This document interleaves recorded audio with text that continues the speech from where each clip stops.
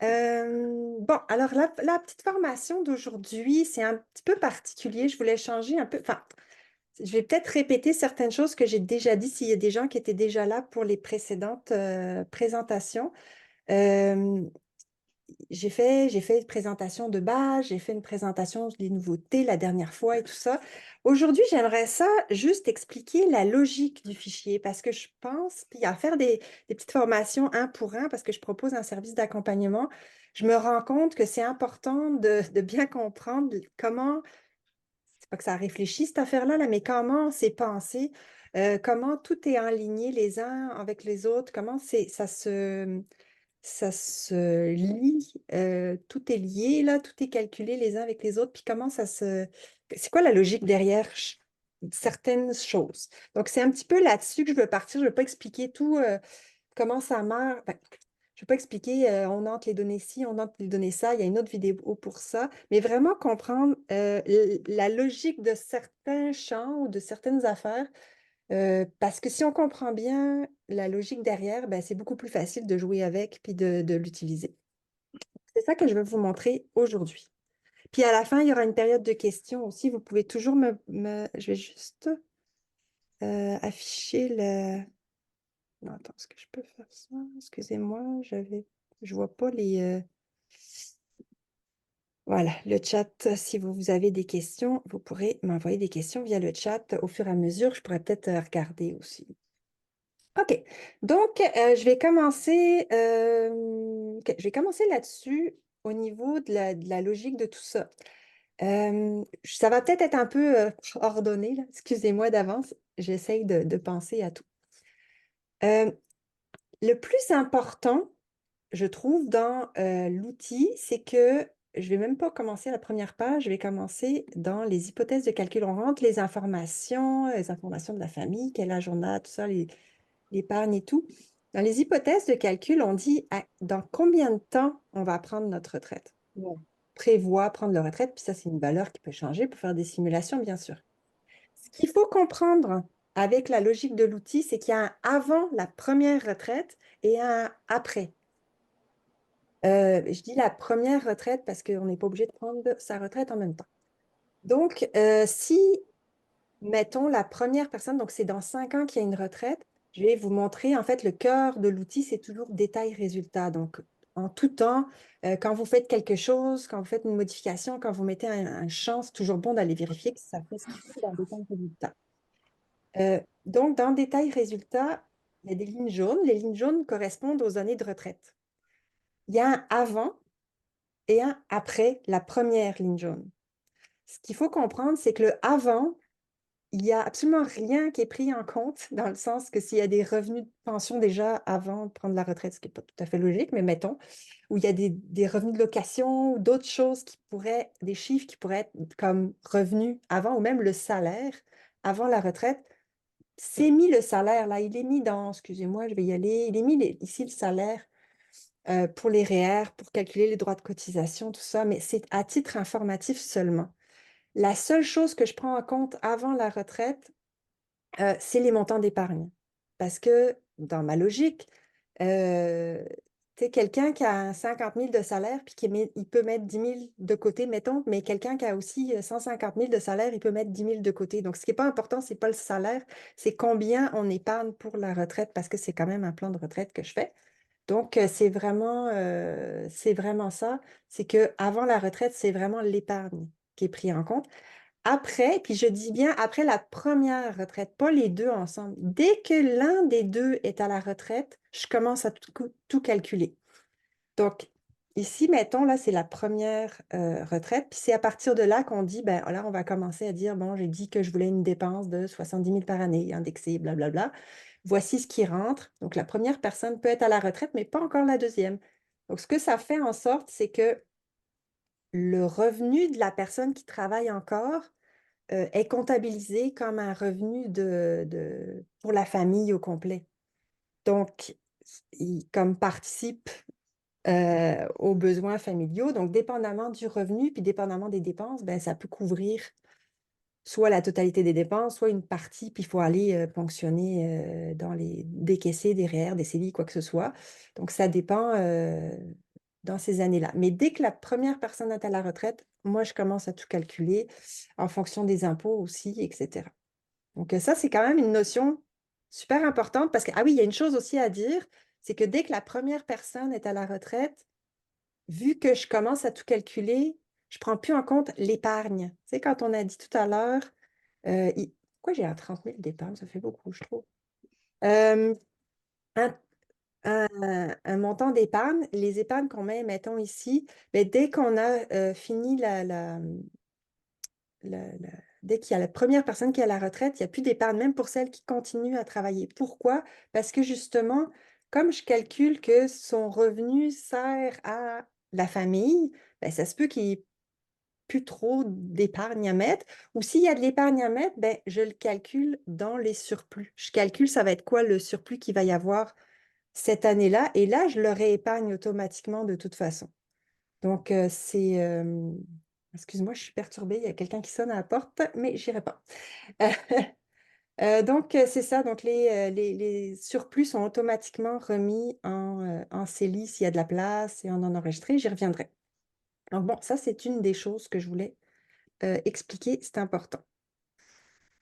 Au niveau de l'épargne, justement, pour rester dans le mode épargne, bon, vous avez peut-être vu qu'il y a maintenant deux façons de prendre en compte l'épargne. Puis je trouve que c'est important de revenir sur cette logique-là aussi parce que ça complexifie un peu les choses, mais au moins on choisit ce qu'on veut faire.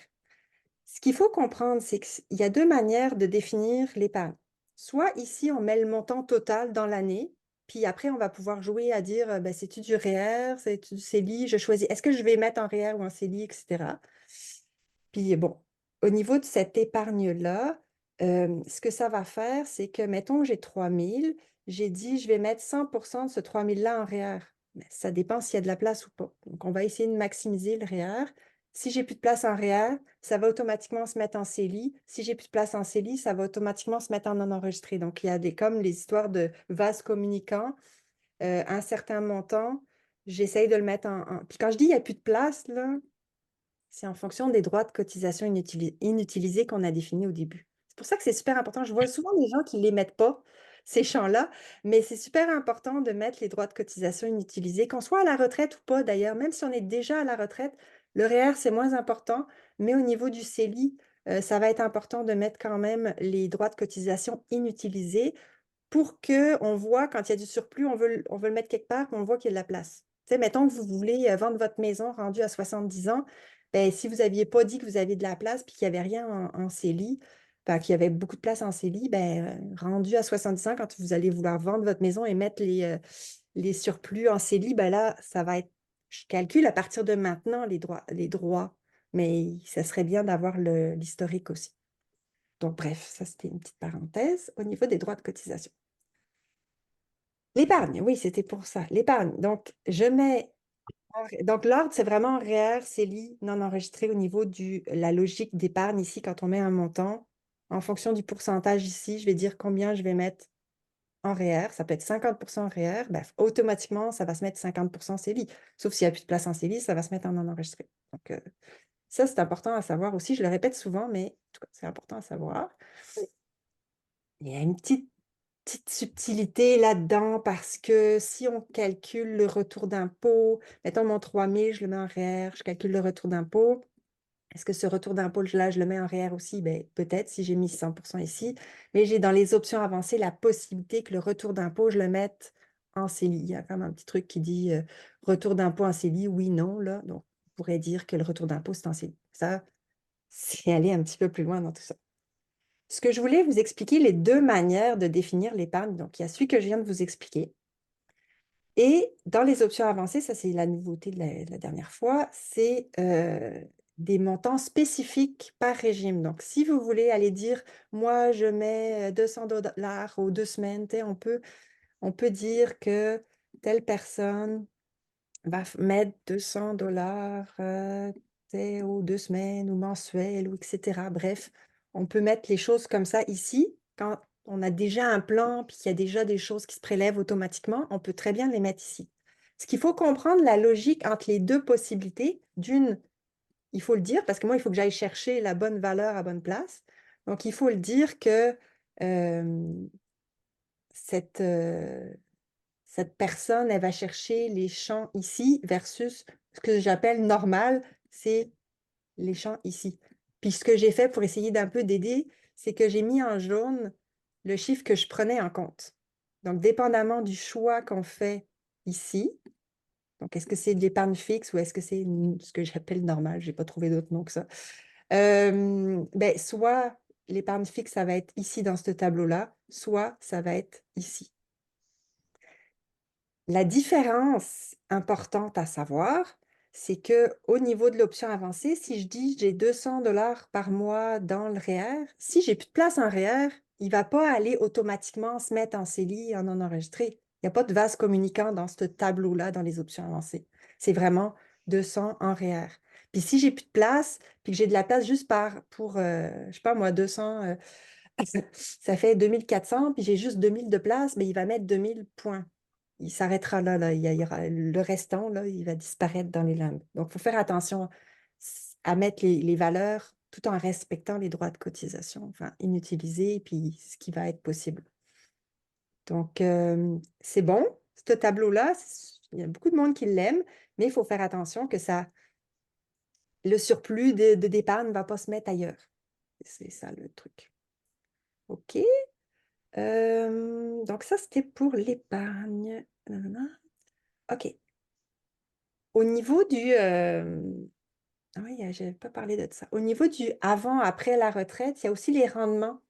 La logique de rendement, c'est un peu le même principe de avant-après. Bon, ça, par contre, c'est vraiment selon si elle, c'est 5 ans et lui, c'est 7 ans, ben, il va y avoir un petit peu plus de avant et pas. Je veux dire, le 7 ans va être à 5% et les années suivantes d'Antoine vont être à 4%, alors qu'elle, ça va être 5 ans à 5 et après à 4, mettons. Vous pouvez toujours changer les rendements, bien sûr.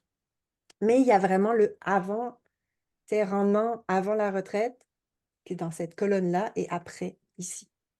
Donc, parce que souvent, ben, on va se dire qu'on va comme essayer de rendre, d'être plus sécuritaire à la retraite.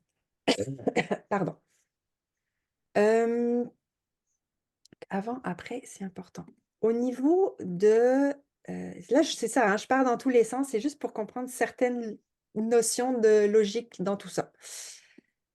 On me demande aussi, ben, à quoi ça sert de mettre le mois d'entrée de données? Alors, juste pour vous dire, si vous ne le saviez pas encore, le mois d'entrée de données, mettons que là, on est au mois d'avril, donc je mets le mois d'avril, c'est tout simplement pour se dire que l'épargne qu'on met ici, les chiffres qu'on met là, c'est les chiffres au mois d'avril. Donc, si on dit qu'habituellement, on fait 5% par année, ben, on est au mois d'avril. Donc, on ne va pas faire 5% sur 80 000 en 2024. Donc, ça va juste mettre une proportion de rendement sur l'année courante, tout simplement. Idem pour les épargnes, que ce soit à partir d'ici ou ce soit à partir de ce tableau-là. L'épargne va être en fonction du mois. Donc, on dit 200 mensuels, ben, on sait que janvier, février, mars, c'est déjà inclus dans le chiffre qu'on a ici. Donc, c'est tout simplement ça, mais c'est juste bon à savoir. Ensuite de ça, ici, je voulais juste aussi parler de la logique de l'inflation. Ma formation aujourd'hui est un petit peu plus avancée, on va dire. C'est pas de base que je parle, là. Excusez-moi pour ceux qui n'ont jamais vu le fichier et qui sont barouettés à droite à gauche, là, mais en tout cas, c'est ça, vous irez voir les autres formations plus de base une autre fois. Au niveau de l'inflation, j'en vois souvent qui le modifient, puis je devrais même interdire de le modifier, mais moi, le fichier est très flexible. Je veux laisser la chance aux gens de pouvoir tout modifier, en fait, plus ou moins. Mais je ne recommande vraiment pas de le changer. Ça, c'est les normes de l'IQPF, qui est encore à 2,1%. Là, au mois de mai, on va aller voir si ça change, là. Mais je respecte les normes de l'IQPF, l'Institut québécois de planification financière. Ce qu'il faut comprendre, parce que oui, j'ai mis l'inflation juste en dessous des dépenses, mais ce qu'il faut comprendre, c'est que l'inflation n'a pas un impact que sur les dépenses, pas l'inflation des dépenses qui sont ici, c'est vraiment l'inflation de tout. Alors, ce qu'il faut comprendre, parce que la RRQ, la sécurité vieillesse, les paliers d'imposition, il y a beaucoup, beaucoup, beaucoup de choses dans le fichier qui suivent l'inflation. Donc, ce pourcentage-là qui est ici, si on le met à 3 ben, ça va faire en sorte que ma RRQ va monter de 3 par année, que mes paliers d'imposition vont monter de 3 par année, etc. Ce n'est pas juste les dépenses qu'on touche là.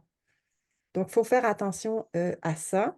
J'ai fait à un moment donné, mais je n'utilise pas beaucoup, là, si on veut avoir une indexation de la RRQ, de la sécurité vieillesse, différente de l'inflation. Mais c'est parce que quelqu'un me l'a demandé à un moment donné, mais en même temps, c'est supposé être la même chose que l'inflation, donc on n'y touche pas. Euh, donc, c'est ça, faut pas trop toucher à ça ici pour l'inflation. Si on veut faire varier les dépenses, parce que oui, c'est possible de faire varier les dépenses, il y a plusieurs manières. Dans les options avancées, ici, on peut dire que, bon, entre 60 et 75 ans, on veut voyager, on va aller mettre un petit peu plus de dépenses. Un petit peu beaucoup, d'ailleurs, ça leur fait mal là, dans leur cas, mais c'est pas grave, les chiffres là qui sont là, c'est juste pour expliquer. Donc, on va aller mettre un petit pourcentage de plus pour dire que je dépense plus ici pour entre 60 et 65 ans. Donc, on peut faire varier les dépenses comme ça. Et puis, l'autre manière de faire varier les dépenses, c'est aussi de pouvoir avoir le champ, la dépense supplémentaire à la retraite. Et là, le champ, il est vraiment là pour dire, ben, je sais pas, moi, cette année-là, j'ai comme la voiture à acheter ou si je fais, je sais pas, moi, j'ai une dépense supplémentaire cette année-là spécifiquement, ou les enfants, ils sont encore là pendant 5 ans, donc je vais avoir de l'extra ou l'hypothèque ou n'importe quoi là, que vous voulez comme rajouter à votre dépense de base. Donc, c'est ça. Au niveau de l'inflation. Ah oui, puis l'inflation, si on se dit, ben oui, mais c'est bien beau, mais en ce moment, l'inflation n'est pas à 2 points % pour 2024, etc., ben, il y a la possibilité, dans Détail résultats, j'ai une colonne qu'on peut changer sur certaines années spécifiquement. Oui, elle est toute à la fin de la colonne, c'est long. Donc là, il y a une colonne. Si on veut dire, ben oui, en 2024, c'est peut-être encore à 3 puis l'année prochaine, ça va peut-être être encore à 2,5. Je dis n'importe quoi, là, je ne sais pas. C'est pas le futur. Mais si vous voulez comme changer l'inflation ou faire varier l'inflation, moi, je vous conseillerais de le changer ici au lieu de le changer pour les 40 prochaines années. OK? Donc, ça, petite parenthèse. Ça, c'est bon, c'est bon. OK. Je vais peut-être revenir, juste histoire qu'ils aient un petit peu plus d'argent, les pauvres, là.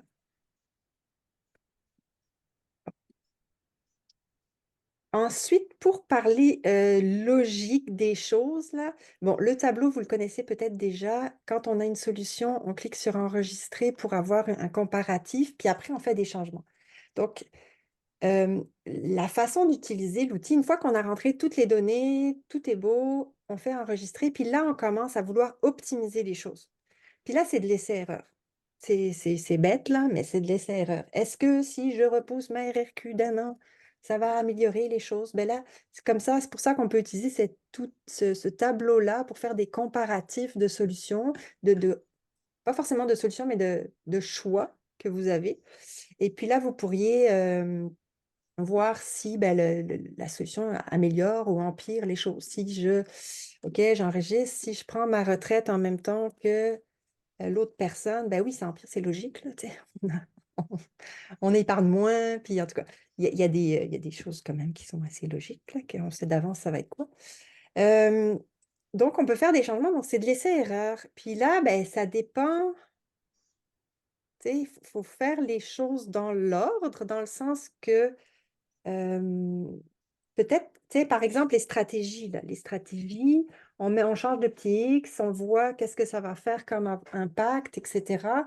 Euh, Tu sais, dans la logique aussi du tableau, ben, ce qui est en vert, c'est que c'est plutôt une bonne nouvelle. Si c'est en rouge, c'est moins bien. Mais tu sais, il peut y avoir du rouge et du vert, tu sais, en même temps, parce que on pourrait payer plus d'impôts, mais en avoir plus au final quand même. On pourrait, là, j'ai plus de SRG, mais en même temps, j'ai de l'épargne jusqu'à la fin aussi. Donc, tu sais, ça finit vraiment pile poil. Là, j'ai pas fait exprès, je vous jure. Mais ils finissent comme presque plus rien dès le départ, en tout cas. Euh, Donc, c'est de l'essai-erreur, mais tu sais, si je change le décaissement, mais que là, je change la RRQ après, tu sais, dans l'ordre, faut vérifier vraiment. C'est ça. C'est de l'essai-erreur. Il faut changer les choses comme ça. Est-ce que je vais faire le fractionnement de revenus? Enfin, il y a un ordre. Je trouve moi, je dirais de faire le stratégie de décaissement à la fin. Une fois qu'on a vu que c'est mieux de repousser la RRQ, c'est mieux de faire ci, c'est mieux de faire ça. Après, on joue avec les stratégies de décaissement. Mais c'est ça. Ça dépend peut-être des cas. Logique de décaissement, justement. Je reviens au début dans détail résultat. Ce qu'il faut comprendre, c'est que moi, ce que je fais, tout simplement, je regarde les dépenses. Donc là, on a dit que c'était 70 000. Et puis que les dépenses, bon, il y a des dépenses supplémentaires. Donc, c'est les dépenses plus les dépenses supplémentaires qui vont me donner mes dépenses totaux. Puis ça, c'est du net. Quand on met des dépenses ici, là, c'est vraiment après impôt. Combien j'ai besoin pour vivre, en fait? C'est vraiment ça, à la retraite, hein. C'est en dollars d'aujourd'hui, par exemple. Donc, si c'est dans 20 ans, la retraite, ben, on va indexer tout ça, là. Mais en dollars d'aujourd'hui, combien j'aurais besoin pour vivre à la retraite? Puis pourquoi je dis combien j'aurais besoin pour vivre à la retraite? Parce que si vous avez des dépenses en ce moment pour les enfants, puis que les enfants ne seront plus là, ben, enlevez ces dépenses-là. Si par contre, ben, on a vu tout à l'heure, les loisirs vont être plus élevés peut-être à la retraite, ben là, vous pourriez faire les changements de dépenses dans le temps aussi, comme on a vu dans Observance. Mais en tout cas. Donc oui, je fais les dépenses, puis je rajoute les impôts que je calcule. Donc moi, mes impôts sont indiqués ici. Ici, c'est indiqué au passage les impôts des deux personnes, la somme des deux impôts, mais je calcule ailleurs les impôts. Oh là, qu'est-ce que c'est ça? Je pense que j'ai fait un mouvement qui a fait des choses bizarres là. Euh, Ça fait des ballons. Oui, donc c'est les impôts des deux, mais je calcule les impôts individuellement, par contre, ailleurs. C'est là, juste là, je fais la somme des deux. Donc, c'est les dépenses plus les impôts, puis là, je vois, ça, c'est ce que j'ai besoin, puis là, je vois qu'est-ce qui rentre. Donc, qu'est-ce qui rentre? Ça va être toutes les colonnes en mauve, là, de la pension, de la FRV, de la RRQ, sécurité vieillesse, s'il y a du supplément de revenu garanti, s'il y a des revenus de location, de société, enfin, tout, on rajoute, on met tout ça. Puis, avec tout ça, ben, on va voir combien j'ai besoin de décaisser de mon capital. Donc, il y a un champ ici, retrait nécessaire du capital. Donc, dépendamment de tout ce qui rentre et de ce que j'ai besoin, ben, combien il faut que j'aille piger dans le capital. OK? Ça, c'est le montant qu'il faut que j'aille piger. Puis soit j'ai des montants qu'il faut que j'aille piger dans le capital, soit j'ai du surplus. Là, j'ai plus de surplus. Mais si j'ai du surplus, ça va être, ben, j'en ai ici, là, quand la personne travaille encore. Soit j'ai du surplus. Donc, la personne qui doit aller, quand il faut aller piger dans le capital, ben, je vais piger quoi? Est-ce que je vais piger du REER, du CELI, du non-enregistré? Ça va dépendre de la stratégie. Je ne veux pas trop rentrer dans le détail de la stratégie, mais ça va dépendre du petit X qu'on met ici. Puis ben, s'il en reste, etc. Donc là, on le voit ici, ben, qu'est-ce que je suis allée chercher comme décaissement? OK? Donc, c'est ça. Qu'est-ce que je voulais dire d'autre? Puis s'il y a du surplus, comme j'ai dit tout à l'heure, mon surplus, je vais aller le mettre en CELI par défaut, puis je vais aller le mettre en non enregistré s'il n'y a plus de CELI. Dès que à partir du moment que la première personne est à la retraite, je ne vais jamais mettre en REER par défaut. Ça va toujours être en CELI s'il y a de la place, puis s'il n'y a plus de place, en non enregistré. Vous pourriez forcer vous-même en REER. Des fois, il y a moyen, quand on sait ce qu'on fait, puis qu'on ne fait pas trop de bêtises, il y a moyen, c'est ça aussi la flexibilité d'Excel, je n'ai pas bloqué exprès pour des cas particuliers, il y a moyen d'aller forcer. Comme tout à l'heure, j'ai eu une petite question qui disait, ben moi, je veux décaisser des REER plus parce que j'aurai un niveau de revenu plus bas, je veux décaisser mes REER plus vite au début, avant de commencer à prendre ma RRQ, même si j'en ai pas besoin pour vivre. Ben oui, c'est possible d'aller modifier la formule ici qui dit combien je vais retirer de REER. À la place de 36 000, OK, si je retire 40 000, tu sais, je pourrais forcer les choses. Par contre, il faut faire attention, c'est que si on change un chiffre ici, ben, la formule ne va plus s'appliquer. Donc, tu sais, je pourrais mettre un 40 000 là, à la place de mon 36 000. Bon, ben, ça va changer combien il va me rester de REER. Ça va me faire sortir plus d'argent que ce que j'ai besoin. Mais qu'est-ce que je veux dire? Ça va pas remettre les choses. Donc, il faut faire attention si on change la formule. Euh, Ensuite de ça, la différence, en fait, excusez-moi, ce qu'il faut comprendre aussi euh, au niveau de l'impôt, parce que je dis c'est les dépenses plus l'impôt. Au niveau de l'impôt, ce qu'il faut comprendre, c'est que je calcule l'impôt sur l'année précédente. Et ça, c'est important à comprendre parce que c'est une limitation. En toute honnêteté, là, c'est une limitation du fichier. Ça fait des mois qu'on cherche la formule, en tout cas quand on est deux là à réfléchir à ça, à essayer de trouver le moyen de calculer les impôts sur l'année courante. Puis je vous explique pourquoi c'est compliqué. Parce que ben, je décaisse des REER en fonction de combien je dois payer d'impôts, mais je paye des impôts en fonction de combien je décaisse de REER. Puis encore, le REER, on a trouvé, ça marche. On peut calculer le brut par rapport au net, c'est facile. Mais le non enregistré, oh là là, c'est un petit peu prise de tête. Donc, on est proche là, mais pour l'instant, l'impôt est calculé sur l'année précédente.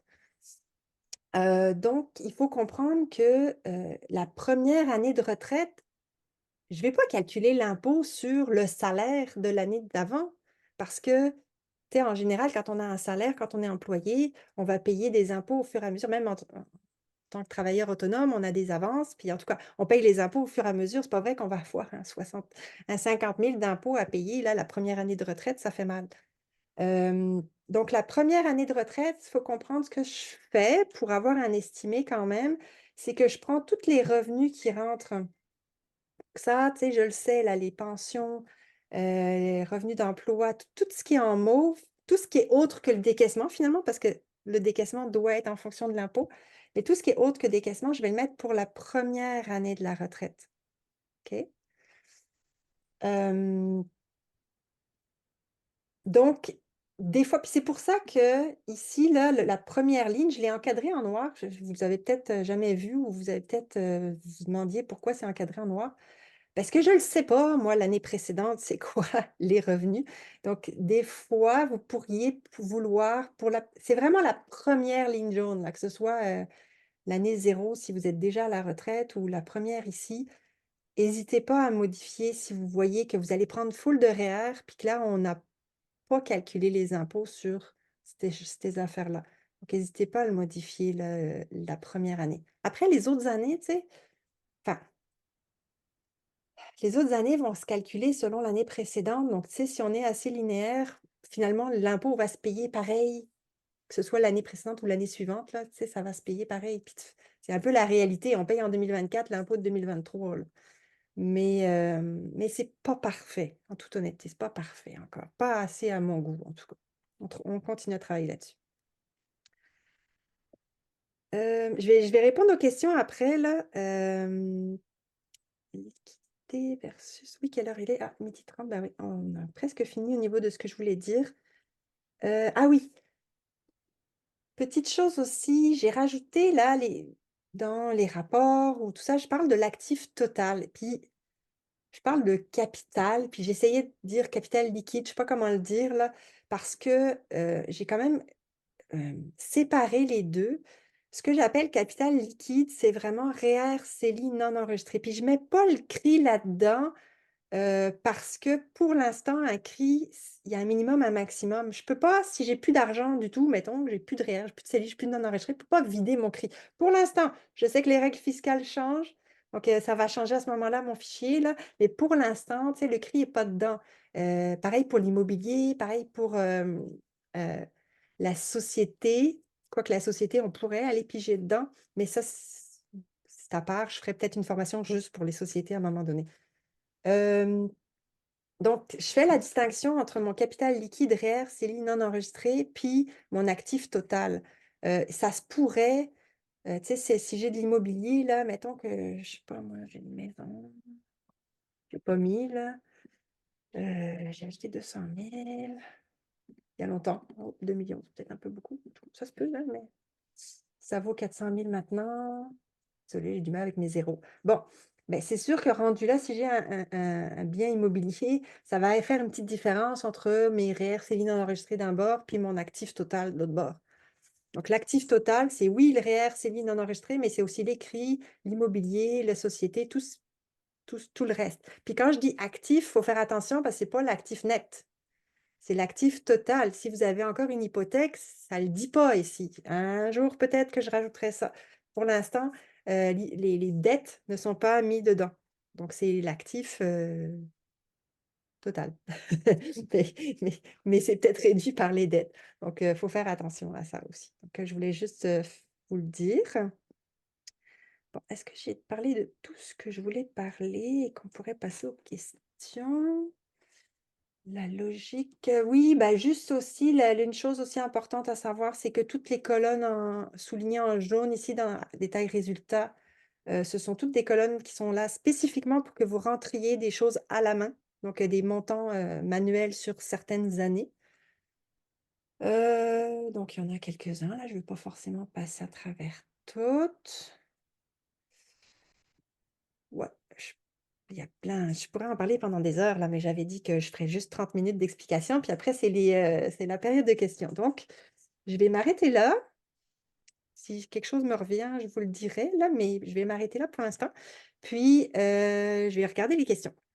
Donc, bon, première rencontre, est-ce que vous faites une différence entre un CRI et un REER? Effectivement, oui, dans les données d'entrée, il y a REER et il y a CRI. Et quand vous définissez un CRI, il faut aller le préciser dans pension. Est-ce que votre CRI, c'est un CRI, tu sais, je veux dire, est-ce que c'est quelque chose que vous continuez à cotiser avec votre employeur? Dans ce cas-là, il faudrait mettre un salaire pour que ça cotise. Sinon, si il n'y a pas de salaire, c'est juste un... Mettons, c'était votre ancien employeur, vous avez changé de job, vous avez un 20 000 qui traîne ici. Bon, ben, il est là, il va continuer à faire des petits selon le rendement qu'on a mis dans l'hypothèse de calcul, le rendement du CRI ici, là. Et puis, après, il faut définir. Par défaut, il dit qu'il va se transférer dans le FRV. Pour pouvoir le décaisser, il faut transférer son CRI dans un FRV. Et puis là, il faut définir si c'est minimum, maximum, le rythme des retraits. Encore une fois, ça va changer. Je pense que c'est cet été, mais ça va me prendre un petit peu de temps pour tout modifier ça. Mais vous allez certainement avoir des nouvelles versions qui s'en viennent avec ces modifications-là. Et d'ailleurs, le budget fédéral aussi avec le gain en capital qui est plus de 50%. Ça va se faire dans les prochaines semaines, mois. Il faut que j'analyse tout ça puis que je vérifie comment ça doit modifier mon fichier.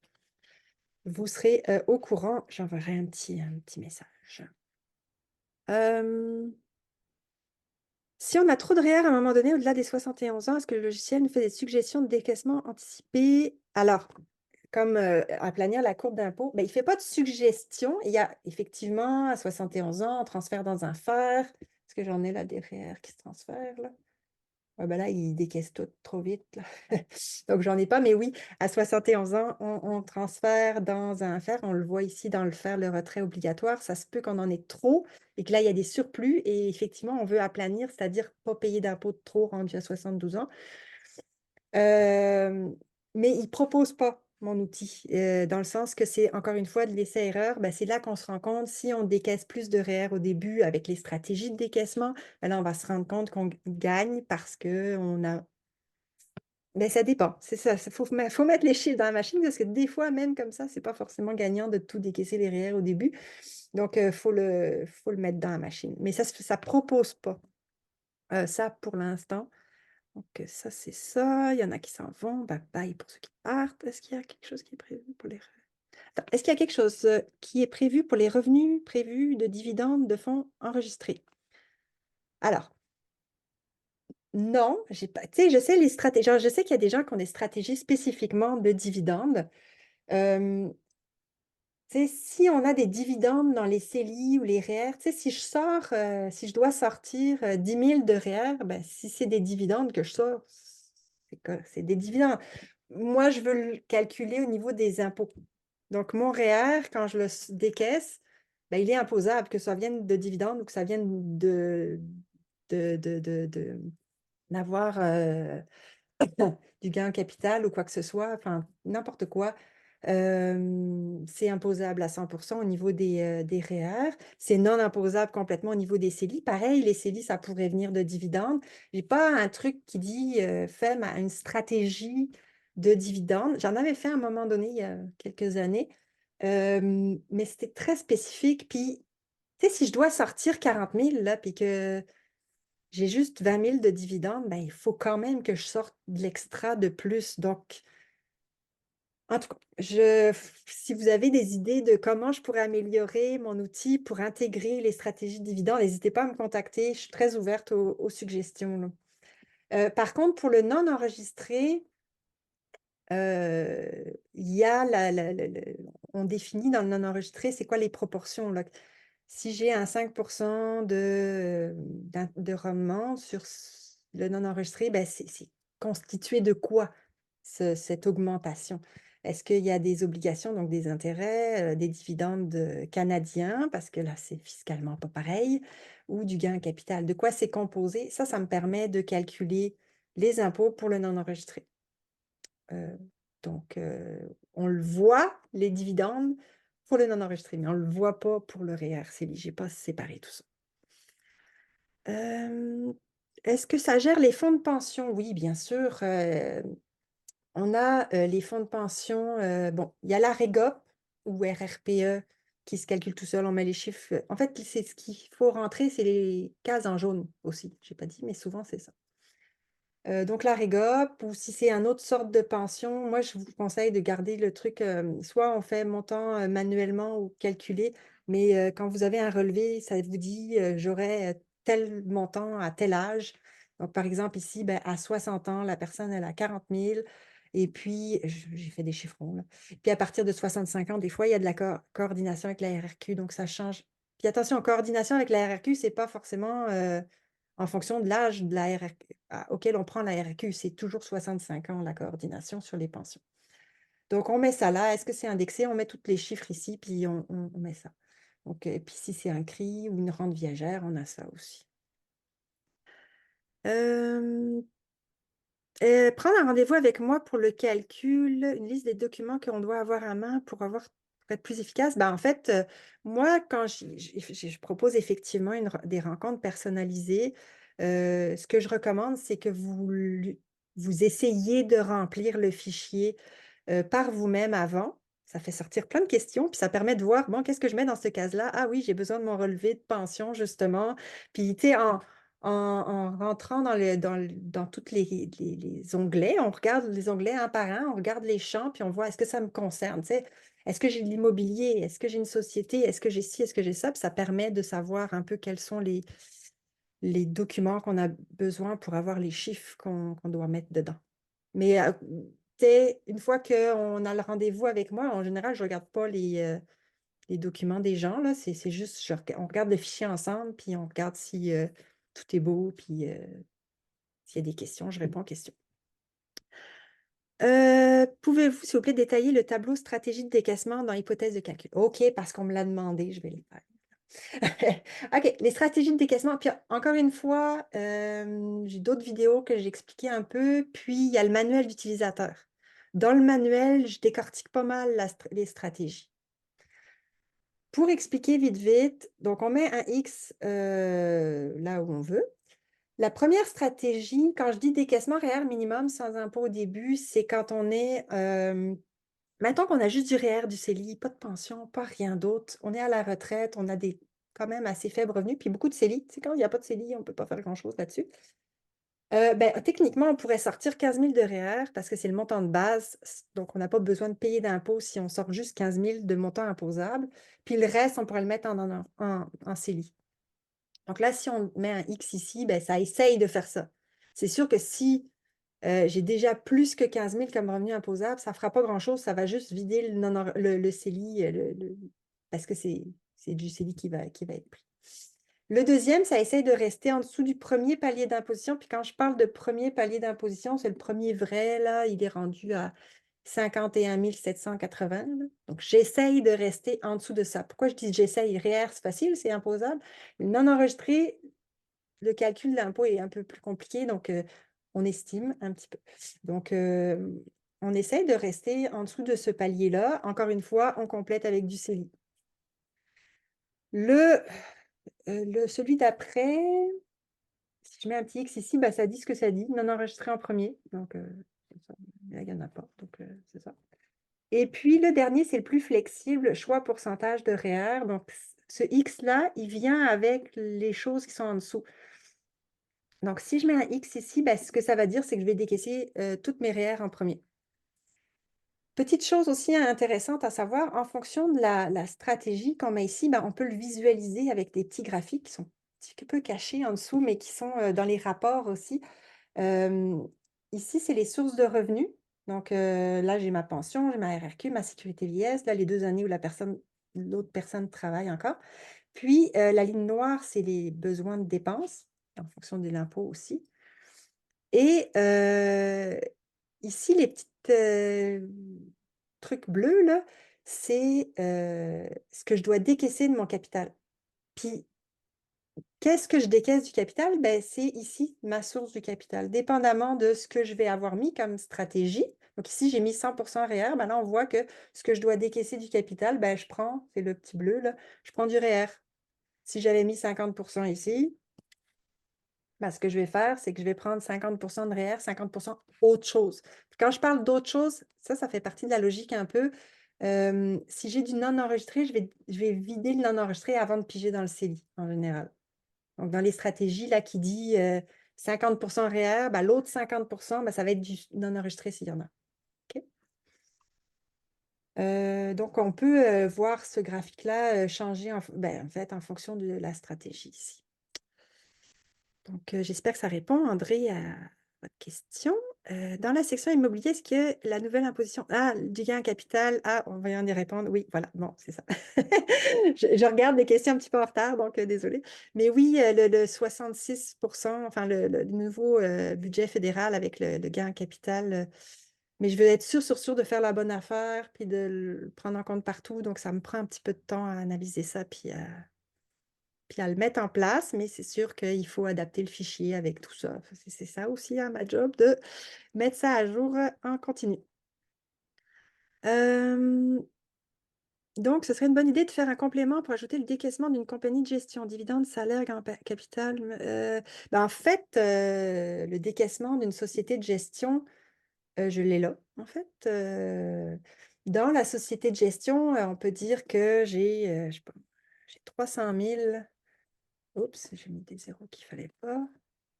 300 000 d'investissement. Puis pareil que pour le non enregistré, il faut définir, bon, c'est quoi les rendements? Oh,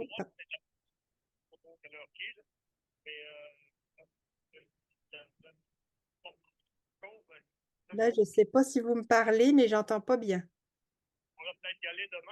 À mon avis, c'est pas à moi. Donc, attendez, là, je vais essayer de désactiver le son. Voilà. Je pense que si vous voulez me parler, vous pouvez toujours activer votre micro, mais idéalement, si vous parlez à quelqu'un d'autre, il faudrait bien enlever le micro.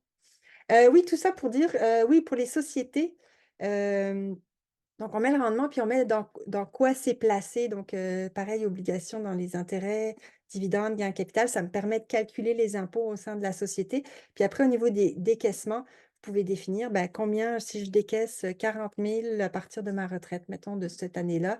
Bon, est-ce que c'est des dividendes ordinaires ou déterminés? Mais habituellement, c'est ordinaire. Donc, ça calcule au niveau du décaissement, pareil, tout plein d'affaires. Les sociétés, c'est un truc à part entière. Donc, oui, il y a ça déjà. Pense-t-on un jour avoir une version qui intègre 2 régimes de pension différentes? Dans quels 2 pensions à prestations déterminées différents? J'imagine que c'est ça que vous voulez dire. Euh, Effectivement, ici, c'est juste un endroit. Il y en a 2, il peut y avoir un REGOP et une autre pension. Mais bon, mais si vous avez 2 sortes de pensions, c'est possible de le faire directement. Tu sais, si les chiffres changent dans le temps, vous pourriez aller les modifier manuellement sur certaines années, là. Parce que, par exemple, moi, j'ai comme récemment quelqu'un qui m'a dit que il prenait sa pension à 55 ans, il y avait une réduction à 60 ans, puis une autre réduction à 65. Moi, j'ai juste une réduction à 65, là, j'en ai pas deux. Mais c'est possible, dans Détail résultats, dans le champ de pension le détail est ici, de dire, ben, cette année-là, ça va changer, là. Mettre un chiffre spécifique là, sur certaines années, puis les années suivantes, ça va se recalculer. Si je suis déjà à la retraite et que je prends la nouvelle version pour mettre mes données à jour, est-ce que l'année zéro est ramenée à aujourd'hui? Oui, bah en fait, l'année zéro, c'est toujours l'année courante. Donc, c'est toujours 2024, l'année zéro. Puis, on remet les chiffres à jour dans les données d'entrée. On dit qu'on est à la retraite, donc on met juste 0 ici. Puis, tout est à jour. Mais vous pouvez mettre à jour aussi vos dépenses si les dépenses ont changé par rapport à l'année dernière. Donc, oui, l'année zéro, c'est toujours l'année courante.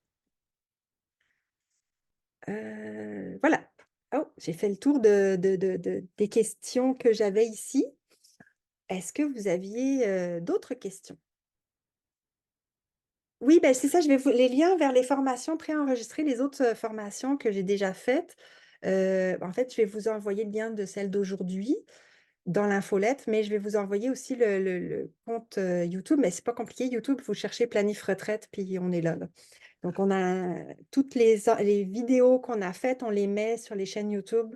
Donc, il y a des démos, il y a des autres formations que j'ai fait comme ça en direct, que je les ai enregistrées, puis je les ai mis sur la chaîne YouTube. Donc, vous pourrez aller les voir. Et le guide de l'utilisateur, c'est sur le site internet. Il y a un manuel, puis vous pouvez télécharger le manuel. Là, ouais, il y a peut-être un moment donné, à quelque part, bientôt, qu'il va y avoir un moment qu'il n'y aura pas le manuel. C'est juste parce que les développeurs sont en train de faire quelque chose, mais ça ne va pas durer longtemps. Voilà, oui, c'est une bonne question. Est-ce possible de mettre une demi-année avant retraite? Non, c'est pas possible. Il n'y a pas de chiffre, il ne faut pas mettre de virgule ici, là.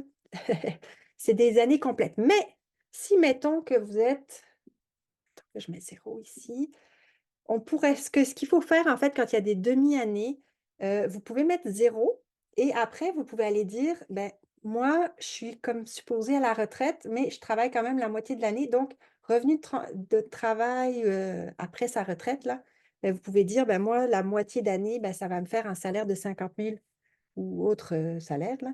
Vous pouvez mettre sur la première année votre moitié d'année que vous aurez travaillé. Ça va vous donner le, le- le revenu de demi d'année.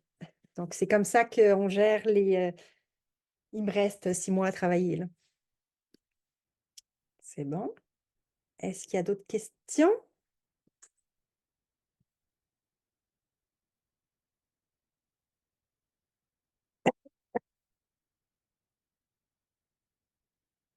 Vous pouvez remettre votre micro si vous voulez poser une question en direct, là, en vrai. Que- Ben, merci à vous d'avoir été ici. Et la demi-année de pension. Ah, ça se calcule, par exemple, la demi-année de pension. Si, ben, en fait, je l'ai-tu ici? Ouais. Elle a sa pension, j'avais mis quoi? À 60 ans, normalement, c'est 40 000. Mais dépendamment de son mois de naissance, c'est le mois suivant le mois de naissance que la pension, elle se calcule. Donc, mon 40 000 devient du 30 000 si je change, mettons qu'elle est née au mois de novembre. Là. Elle aura pas mal moins de pension la première année. Voilà, il reste plus que 3 330. Donc oui, les pensions, ça se calcule. La RRQ, tout ça, normalement, tiens, la RRQ, on le voit ici aussi. La première année où, tu sais, mettons que je dis que je veux avoir la RRQ à 60, ici 66 ans, j'avais dit 66 ans. Mais là, la première année, j'ai pas une RRQ complète ou j'ai pas une pension complète. Ça se calcule, ces affaires-là. C'est juste le nombre d'années avant la retraite que je ne peux pas avoir des moitiés d'années comme ça. Donc, ben, je vous redis, n'oubliez pas le code de promotion pour aujourd'hui seulement pour avoir 5% de réduction si vous ne l'avez pas encore acheté. C'est FORM04, donc FORM04. Je vais vous envoyer l'enregistrement de la formation. Et puis, ben, si vous avez des questions, je suis toujours disponible. Je suis toujours disponible par courriel ou même par téléphone. N'hésitez pas. Et puis, je propose aussi des séances d'accompagnement pour vérifier que vous avez bien rempli votre fichier, etc. Donc, n'hésitez pas à me contacter euh, par le site Internet.